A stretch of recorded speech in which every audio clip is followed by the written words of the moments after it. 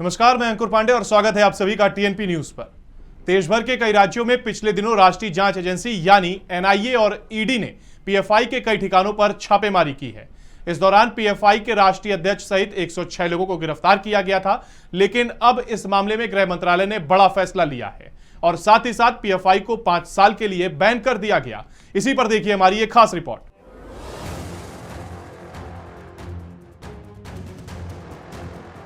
पिछले कई दिनों से एनआईए और ईडी का पीएफआई के खिलाफ ताबड़तोड़ एक्शन जारी है, जहां देश भर के कई हिस्सों में छापेमारी के दौरान 100 से अधिक लोगों को गिरफ्तार किया गया था। इस जांच के दौरान पीएफआई के खिलाफ कई ऐसे सबूत मिले हैं, जिसकी वजह से गृह मंत्रालय ने पीएफआई को 5 साल के लिए बैन कर दिया है। इतना ही नहीं, इसके साथ ही अन्य 8 और संगठनों को भी बैन किया गया है।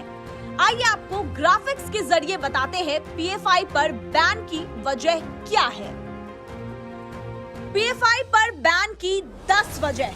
देश की अखंडता, संप्रभुता और सुरक्षा के खिलाफ गतिविधियां, संविधान विरोधी गतिविधियों में फंड का इस्तेमाल, एक समुदाय को कट्टर बनाने का गुप्त एजेंडा, लोकतंत्र को कमजोर करने का काम, संवैधानिक ढांचे का अनादर करना, कट्टर आतंकी गतिविधियों में शामिल, दूसरे धर्म से जुड़े संगठनों के सदस्यों की हत्या, आतंकी संगठन आईएसआईएस से संबंध, आतंकी संगठन जमात उल मुजाहिदीन बांग्लादेश से संबंध, बैन संगठन एसआईएमआई से संबंध।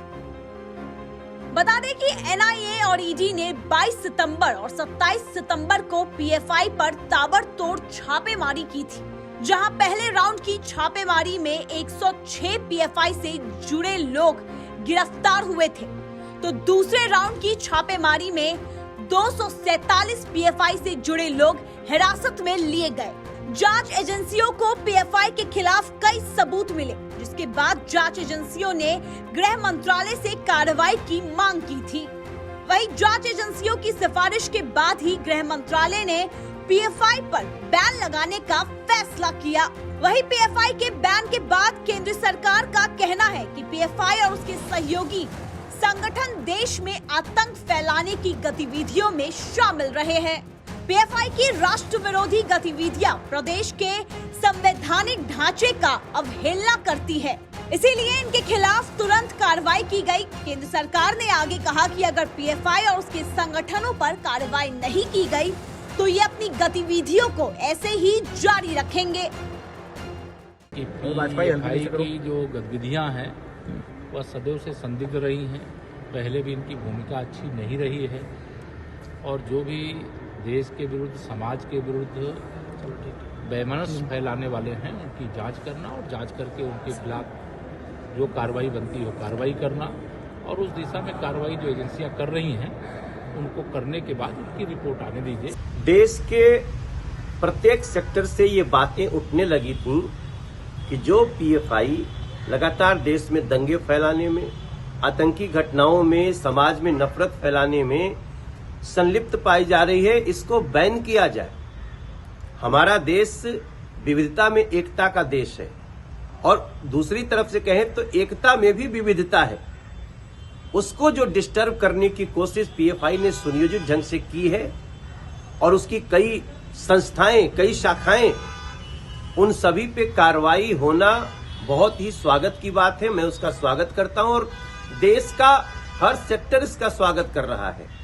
आपको जान के आश्चर्य होगा कि पीएफआई ये भी सिखाती थी कि कैसे आईडी बनाना है, किन संसाधनों से बनाना है, किन घरेलू वस्तुओं से बना देना है। तो इतने के बाद भी अगर ऐसी संस्था एक सुनियोजित ढंग से देश में आतंक फैलाने में, दंगा फैलाने में, नफरत फैलाने में काम कर रहा है तो उस पे बैन लगाने के लिए भारत सरकार को बारंबार धन्यवाद करते हैं हम भी और हमारे जैसे करोड़ों लोग।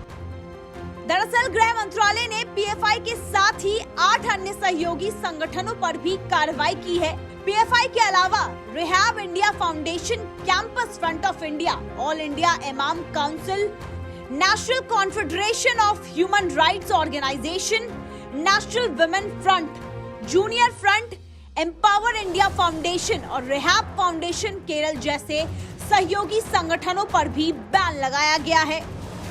बहरहाल पीएफआई पर बैन को लेकर कई राज्य पहले से ही मांग कर रहे थे, जिसके बाद अब पीएफआई को बैन कर ही दिया गया। इसके साथ ही केंद्र सरकार ने ये कार्रवाई कर साफ संदेश दिया है कि अगर कोई देश विरोधी गतिविधि में शामिल होगा तो उसके खिलाफ कार्रवाई करने से पहले सरकार एक बार भी नहीं सोचेगी। Bureau report, TNP news.